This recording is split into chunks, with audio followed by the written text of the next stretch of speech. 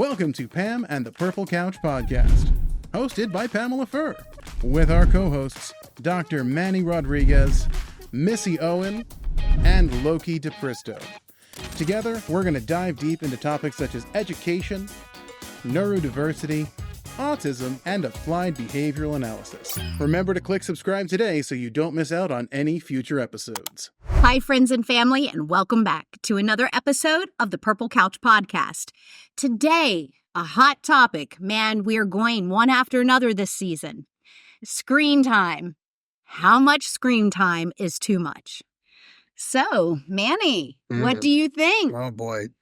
How much screen time do you let your kids have? You know, it's gotten to a point where if it's irritating me, I just say, that's enough. So we've gotten to a point where, so there's three of them, right? So there's the 16-year-old, the 12-year-old, and the 10-year-old. So we got Aiden at 10, right? So Aiden, if it was up to him, it'd be all day. Yeah. It'd be all day on his tablet, on his game, whatever, all day long. Sabrina just got a phone. Not just any phone, she got an iPhone. Mm-hmm. And she is loving that phone. And she will be on there all day long. And then Hope, the 16-year-old, for the last 4 years, it's been steadily increasing. So now we just have rules, right? So the rules are very simple. If it's family time, there is no screen time other than the joint screen if we're watching a movie or playing, something like that. If myself and my wife Paige, if we're busy, if we're doing something with the twins or cooking or whatever, screen time is allowed. And we typically allow that for maybe 45 minutes or so.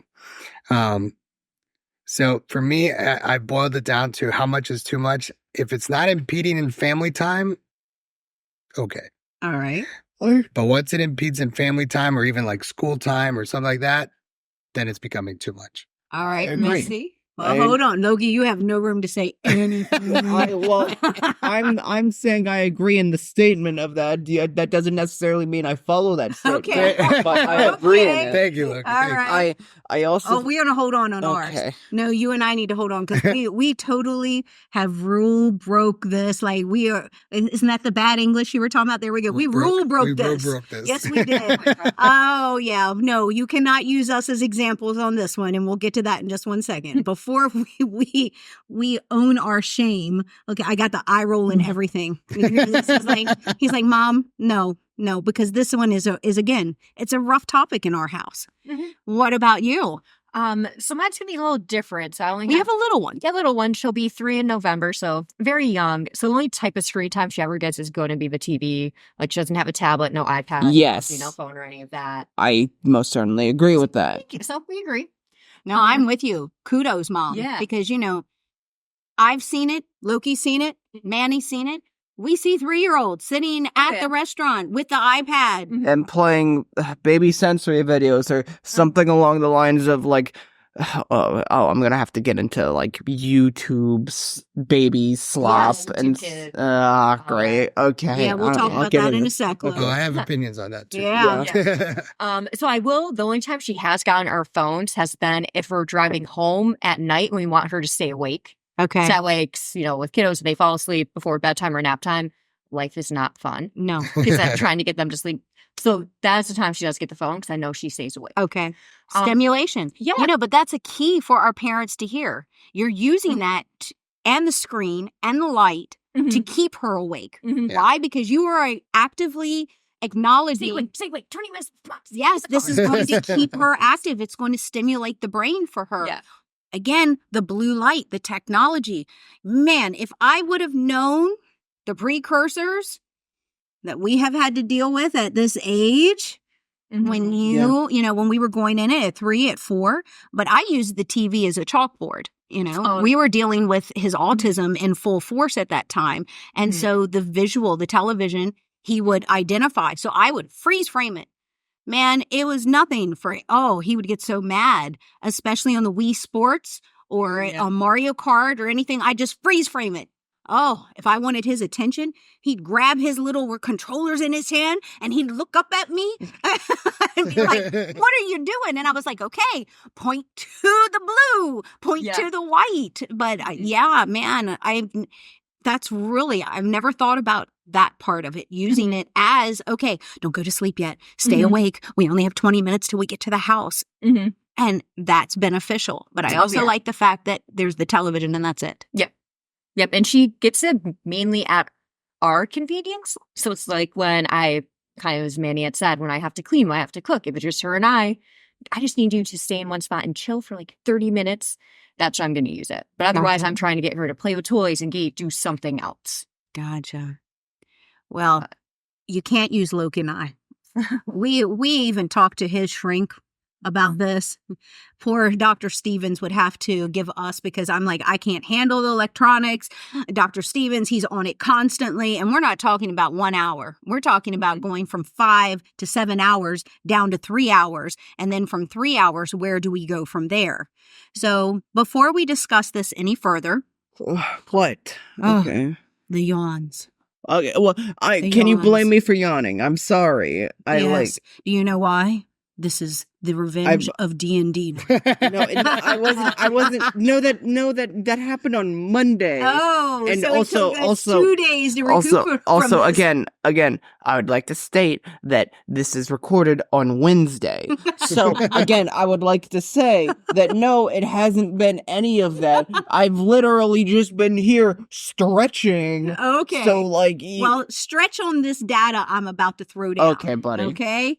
So, according to the American Academy of Pediatrics, how much screen time is too much? Here we go. The amount of screen time that is too much depends on this type of screen and the reason for using it and the individual. But here are some guidelines for different age groups. Okay. Under 2 years of age, 0. Yeah. A child 2 and under should have 0 screen time They should have except, daycares. except for video chatting. Whoops. Okay. Now, here we go. 2 to 5-year-olds. Okay. Pediatricians recommend no more than 1 hour of screen time per day, co-viewed with the parent or sibling. Yes. Okay. Keep in mind, co-viewed. That's going to be a very important term. Oh, absolutely. Oh, that's the one part we Yeah, do. because like I'll get into it later, but like it's extremely important. I'll get Okay. into. Well, I'm going to go through these, and then I want you to tell us why. Yeah. Why is that so important? Yeah, well, okay? you're the one holding the paper. Dun, dun, dun, dun. All right, here we go. 5 to 17-year-olds. What do you all think? That's the majority of all of our students. Interesting age gap. 5 to 17. I mean, I would say hours, but I just don't know how many. Too much? Because a lot of schools use it too. So if Ah. you're learning online, you have to. Pediatricians generally recommend no more than 2 hours of screen time Yeah. per day, except for homework. Okay. Okay. Hmm. Now, see, I'm already going to tell you I got Yeah. a problem with this data. That's different, yeah. I already have a problem with this. Why? Because what does it matter whether it's homework or non-homework? I'm looking at what is the impact on the student or the child due to the blue light, due to the immediate visual stimulation. Adults. Are you ready for this one? Adults. Experts say adults should limit screen time outside of work less than 2 hours per day. Other factors to consider include the type of media, consuming versus creating media, the timing. Were you driving down the road looking at Snapchat? Probably not the right timing, right? Or self-reflection. Are you using your screen time as a meditation model? Mhm. Are you looking at it for self-reflection? So these are the different aspects, okay? So this is the summary of what the wonderful internet tells us on screen time. In our house, we screwed the pooch on this one. Oh. Yeah. I'm like, here you go. Bye. Again. Because we did not do any of it. Yes. We did, just like Manny said, to the best of our ability. Mhm. And I think it's like when I was telling Loki the other day, I was like, oh, Loki, you should not be doing more than 2 hours of screen time. He's like, well, that's nice, but I'm not going to listen to you. Yeah. That was the exact response. Like I don't think kids even care about like the health benefactors, like the or the deficits. So, deficits. Sorry, I thought benefactor was the opposite of benefits. you know, for me, my concern that I have nowadays, the immediate attention Mm-hmm. was the first when Loki was early on. So when he was, 5, 6, 7, again, Loki had no expressive communication where everyone could understand him until he was 6 years old. So I used any form of media I could to get through the window so that any type of opening of his brain or knowledge because of no expressive language was what can I feed to him that he'll respond back to me on. So in that aspect, it would be like reading the paper and understanding, well, what were you using the media for? Yeah. Okay. But I'm not going to hold that to the whole reason that my son loves the digital content. Again, No. I would like to say something as well. All that data you pulled, that wasn't even including, like, usually the reason why you limit screen time is to stop your eye strain, right? Because of the blue light. There have been apps and sites and softwares dedicated to reducing blue light and making the health deficits of screen time less. Oh, absolutely. Like the blue glasses that you can wear now. Or the lens. literally, there's a nighttime mode in Windows that you can literally just turn on, and it slowly, it's not like an entire like hue shift, but it slowly fades into a tint of yellow to reduce the blue light and eye strain that happens when you look at blue light for too long in any like game or any like anything. Okay, so that then is the wonderful world of technology trying to catch up to help clean up the effects that the increased screen time can have on our children and us as adults. Yes. What is the concern that you have, especially as a teaching assistant right now, working with children first grade, second grade, third grade? I'm going to stop you there. It's the content that the 3 to 5 to 6 year olds are given on their iPads, because once they look up YouTube Kids and the parents aren't monitoring, what are they watching? Oh, you can get to so many different things so quick. The ads.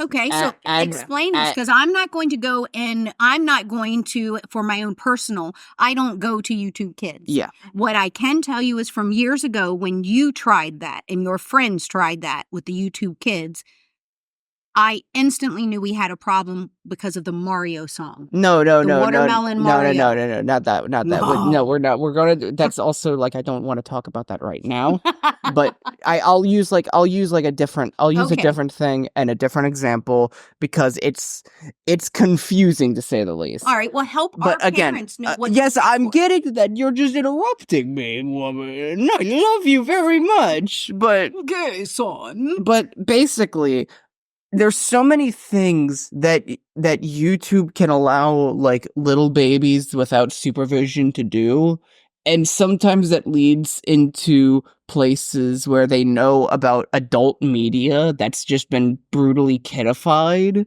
Okay, you're speaking. See, Missy understands. Okay, Do you, Manny? You know what? I'm I'll just an example right now. Little Jimbo has his iPad up and he's watching his videos, and like he like just sort of like he's scrolled through videos and he sees this funny video of Jason Voorhees hitting the gritty, and it's like, wow, that's hilarious. I wonder what he's from. And then he then looks up Jason. So now you've got a 2-year-old, 3-year-old that is now being exposed to Friday the 13th. Yes. And the horror movies that are rated R, which are restricted for 17 or above. Yes. And now you've got a 2 or 3-year-old because people also have been it's not even like just general horror characters have just been kidified for just like slop into baby slop for kids just to watch. So what's the difference between that and what I was talking about with the watermelon and Mario? Because that was sexuality on a cartoon. Yes, but that was also meant for adult audiences as well. Also, that wasn't on YouTube Kids. That was just on basic YouTube. Okay, so YouTube Kids is a very different site. All right, but still, help me understand then. So on basic YouTube, even though that was a cartoon that you and your friends had access to, that your mom flipped out with because of the sexual innuendo that was on a, what is it, 32-bit, 64-bit? What? the actual cartoon itself. No, I don't know what you're talking Get about. that watermelon. Get that watermelon. No, I know what you're talking about Okay, as well. so- but I don't know what you mean by the So 32-bit. it was a 64-bit. What are The cartoon itself was so low quality. It was like an old school Mario game I grew up with. Yeah, it wasn't in high definition. It wasn't in high definition. This was literally I know what you're talking about now. It was okay, but this is also not even a part of the topic I was talking about, but it's animated. It was animated in a game as well, known as Gmod. Okay. Which is also an animation source for like lots of media again. So can I take a time out for you real quick? Yes. So see all of this that you assume Well, it that was your hip mom understands. it was unimportant. Yes, but see, I want to help our audience here. So many, as I'm sitting here on the couch myself, my audience also does not understand, and some of them will, but many of our parents that are tuning into this are looking for education to bridge the gap between your generation and mine. And so even though what you're thinking of and explaining, you can conceptually see, I'm sitting here going, I'm lost in the sauce. Well, you were- right, Manny? I'm Well, like, took me a this is a minute. Gen I just Xer had a thing. few- I'm just I going had to to go do it. over Yeah. here and You were let you just- take the Okay, you were just talking about 64-bit, 32-bit, something along the so lines what like I was that, and I trying was to do is look at the confused. quality of the graphics. It was not one of these wonderful CG generated. It was a very old school. Yeah, You know- it was a single person animation. Yes. Again, like I said, but again, outside of that, more people have been making. Here, I'm just going to say right now, more people have been making YouTube baby sensory videos practically Okay. because of the revenue that it gets from babies watching the videos. And therefore, if you just get a lot of videos up, Right. people are just going to continue watching and not even care about the quality or like Oh, the that's media horrible. that. Yeah, no, it is horrible, Oh, and it's it's absolutely a problem that YouTube has been facing for what I'd say like around the 5 years, 6 years. Heck, I could even say 7 years. Oh, there's even the videos that may start as like a normal Peppa Pig. Look at they're walking to the school bus. They get on the school bus. All of a sudden, the driver now pulls out a weapon and gets. Oh my goodness. Yes, it's like the Yeah. first 2 minutes I are didn't good, know and that. then it takes a turn. Say, Oh, that's that the crazy. parents have now walked away. It's just the kid watching and weird stuff. Yeah. Where was it a few years ago? There was that The, Oh my That Momo. gosh. Momo, yeah, Momo that came out. So there What was, is it was like Momo? so Momo was a scary It was a Woman-like okay. Wait, hold creature. on. I'll say it. I'll say it. Basically, it was a sculpture. It was a sculpture just for the sake of art, right? It looked freaky and it looked scary, and that was the point. It was meant for adult audiences to make it look cool and such. So that then because like of how photos were just sort of like how people would just sort of like make photos of it and just sort of Okay. show it. Yeah, people have been during like I think around 2017. It was a few years ago. 2017. There was sort of a trend or like some sort of creepy story Okay. that would also just sort of like the image would also just linger in YouTube kids videos as well. And Oh so my goodness. Yeah, so a Yeah, kid would be again, watching a also- regular video and then all Well, of a sudden not- it'll show up. sometimes it doesn't show up because even then some kids animators don't go really that far because again some of them are doing it just to bully kids and some of it are doing it for the profit. Okay. So wait. So it's a YouTube issue. So we have to, well, not just YouTube. It's a but parent issue as this well is because a you need to parent monitor. issue because you've got to be watching because this means where we've talked about stranger danger in the past, Mhm. this means that you have got artists that are purposely, just like what Missy is saying, the first, 30 seconds, 45 seconds of the video is very typical of a innocent cartoon for that demographic of age. Yeah. And then all of a sudden, boom. Yeah, it's also, again, I would like to say, dedicated just for the parents who just sort of hand an iPad over to their child and just sort of does a different thing. So Do you know right how there, fast? Tell the parents then that has to stop. Yep. Parents, you've got to watch what your kids are looking at. Yes, well, I mean, that's also subliminally what I'm also trying to say. I as know, well. but let's be sometimes direct, you yeah. just have to be direct and you've got to tell our parents parents to look at what your kids are viewing. Yeah. Look at that history. When the tablet goes down and they're sound asleep, look at everything that was on there. You know, if you don't want to make your child feel that you are a helicopter parent and you're hovering over them, then you're going to have to look at it on your time, and you're going to have to block sites that you find this inappropriate information. Because when we're talking about screen time now being part of life. Again, but also I'd like to say another thing, just generally. Having the child try to explain, you shouldn't also saying this from another kid's perspective that I had to talk with, you shouldn't also be restricting everything that they watch, though. Okay, so help us. Where do you find that shades of gray then? Simply just, like, again, like you said, watching over their review history or like what they watch, and if there's something questionable show up, literally ask them, hey, what's this video or this video? Because then also I would like to say, hold on, wait, lost train of thought. Because a child trying to explain what franchise they like, due to, like, because it's hard to explain in the first place, because trust me, I've been there before with you. Trying to explain a game series or like the meaning of a joke or a meme can be extremely awkward with a parent, because sometimes the parent doesn't understand the kid's sense of humor, or it's just very hard to explain, and also the nervousness and such like that. So for the sake of our podcast and time, Loki. Yes. Let's use this scenario. So we understand with screen time, it is an individual preference based on the family and the child. Yes. Okay. So we've handled that topic. But then we go into parents monitoring and looking at exactly what their children are watching online. For the safety. Yes. So I completely get it, because there have been moments that you've tried to explain a game to me or a meme, and I'm lost in the sauce. I'm like, okay, Loke. Good for you. Yeah, because it's completely lost on me.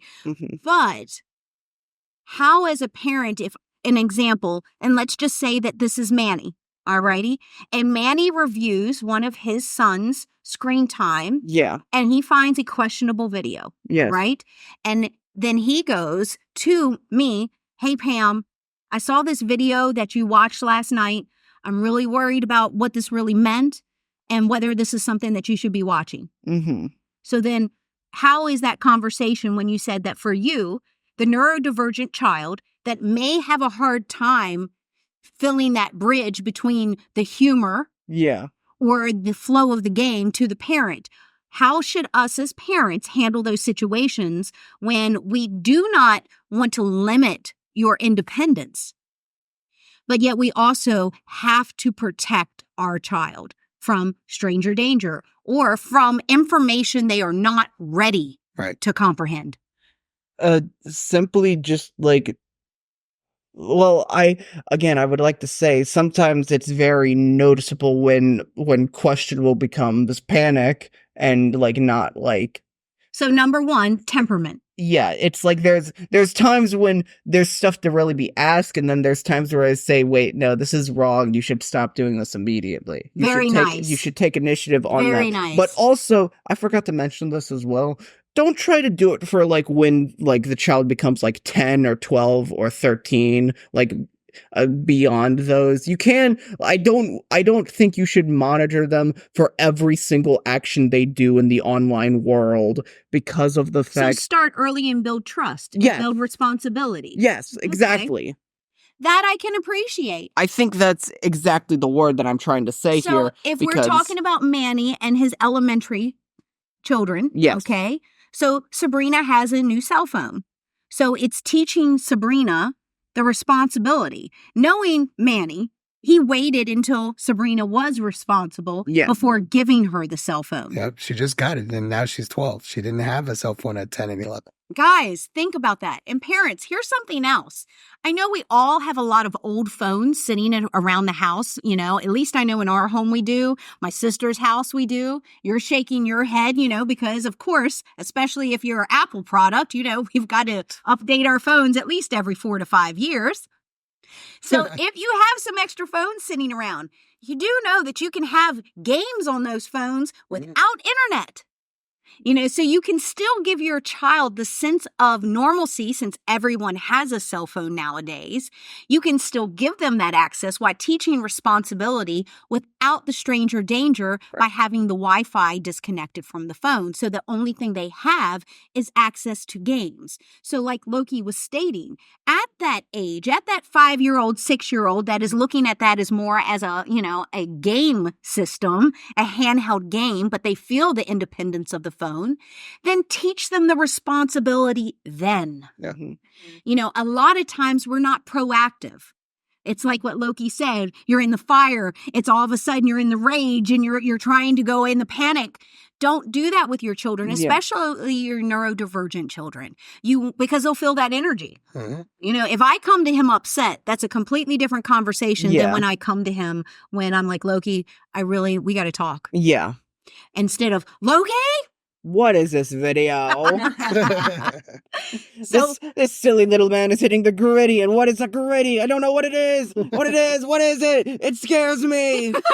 But so many times, this is what we are faced with as parents because we're always behind the technology, behind the latest joke. Yeah. Even I know you've talked about it in the classroom. He's come home and we're blessed because my nephew is about 10 years younger than Loki. And some of the jokes he comes up with, I'm like, I have no clue what that means. And Loki's like, that's not appropriate for you in your age, but building that responsibility in your teenagers to help you with your younger children right there is talking about how we get the whole family involved in this process.